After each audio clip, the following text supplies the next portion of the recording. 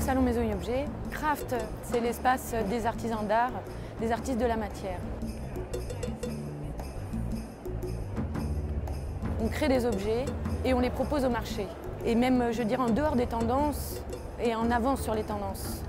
Et du coup, ça crée une rencontre, une dynamique, voilà, de la surprise.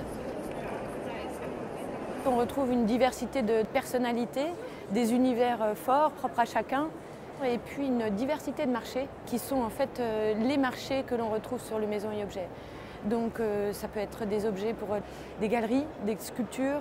C'est également le marché de la prescription où on retrouve aussi nos clients qui sont des architectes, des restaurants, enfin des restaurateurs et un ensemble de visiteurs qui sont sur les métiers de la prescription. Et puis également des boutiques avec lesquelles nous travaillons.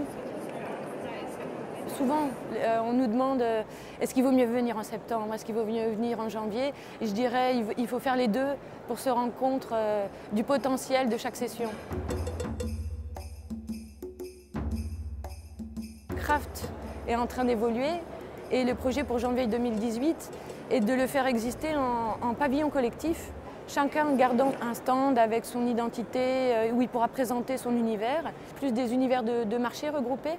Donc avec par exemple un pavillon qui regroupera du luminaire, du mobilier, de la pièce murale, et puis d'autres qui seront en fait sur les arts de la table, avec la diversité de l'offre autour des arts de la table qui est propre à beaucoup de collègues ici, qui peut regrouper des verriers, des céramistes, des gens qui travaillent le métal.